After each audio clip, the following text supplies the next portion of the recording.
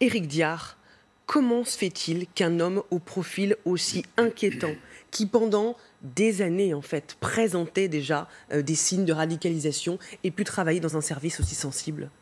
Écoutez, c'est la question à laquelle va répondre le parquet national antiterroriste.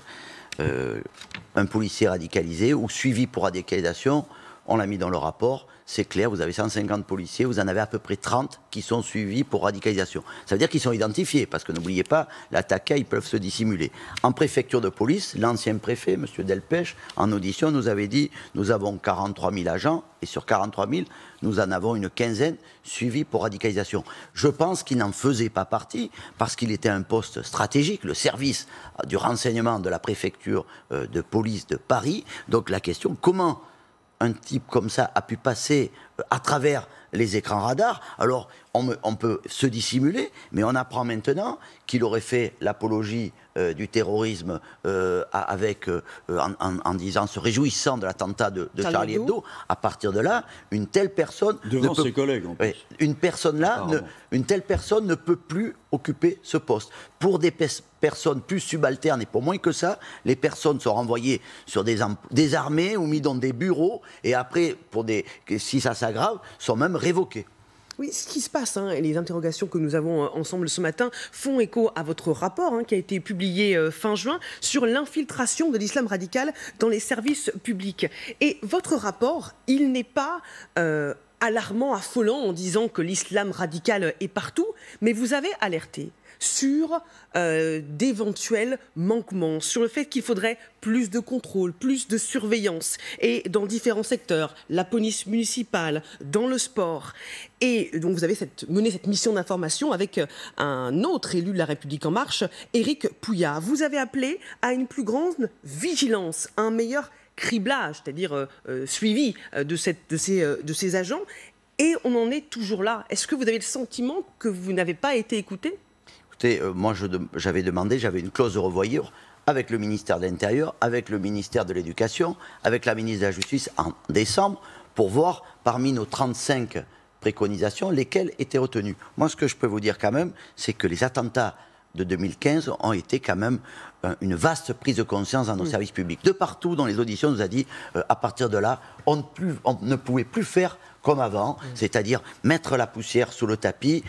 On se disait, on ne va pas juger cette personne, sinon on va nous taxer de racisme. À partir de là, on a dit, on doit réagir. L'État a réagi. C'est-à-dire, et notamment les professions de souveraineté, les gendarmes, les militaires, c'est plus facile, vous avez un système de contractualisation, c'est un système militaire plus confiné, donc c'est très facile d'identifier une personne qui se radicalise. La police s'est adaptée, mais si je suis à l'initiative de ce rapport, c'est parce que j'avais rencontré d'éminents policiers, dont je tairai les noms, qui m'avaient dit, il faut faire cette mission, tu as raison, parce qu'il y a des trous dans la raquette, il y a des failles dans le système, et malheureusement, nous le voyons aujourd'hui.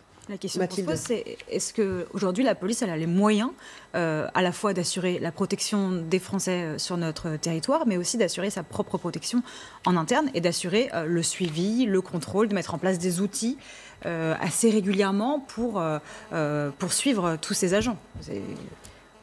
Nous avons préconisé un grand recrutement au niveau du SNEAS. Le SNEAS, c'est le service national d'enquête administrative. C'est eux qui font ce criblage des policiers, des gendarmes, des militaires, et aussi des personnes dans les transports publics qui font la conduite ou le contrôle. Nous, on a dit c'est important, mais par exemple dans les transports publics, le contrôle, ce criblage doit être étendu aux fonctions de maintenance, où là on a vu un communautarisme rampant. Il faut l'étendre, à mon avis, aux professions du secteur public où les personnes sont en contact avec la jeunesse. Donc le gouvernement est conscient qu'il faut augmenter les moyens du SNEAS. Il y a une prise de conscience, mais pendant tellement d'années, j'allais dire, c'est un peu une course contre la montre, mais on est parti un petit peu en retard. Au top départ, il y avait 20 mètres d'avance sur le 100 mètres, et donc on fait cette course, et encore les professions de souveraineté adaptent leur riposte. Vraiment de gros problèmes dans les universités, dans la santé, dans le sport.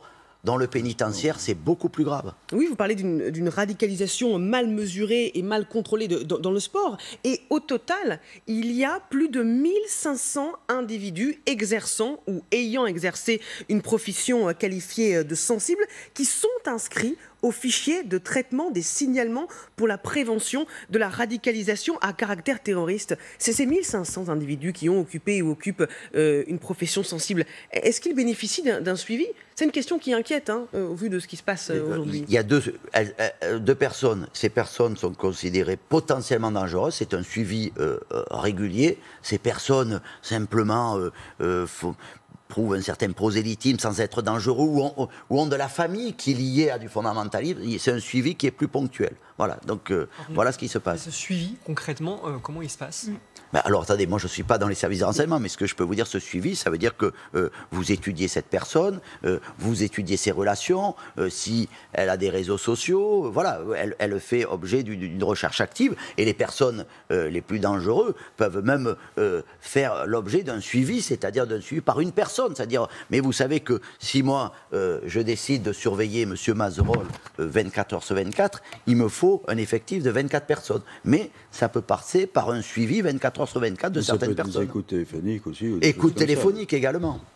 La tuerie va évidemment marquer l'histoire de la police, de la préfecture de police de Paris, et elle a provoqué... Paris et banlieue, hein, parce que souvent on dit Paris, mais c'est tout le périmètre. Voilà. Vous faites bien de préciser. Superficie, hein. Ce qui s'est passé, ça a provoqué un sentiment de vulnérabilité chez tous ceux qui travaillent aujourd'hui à la préfecture.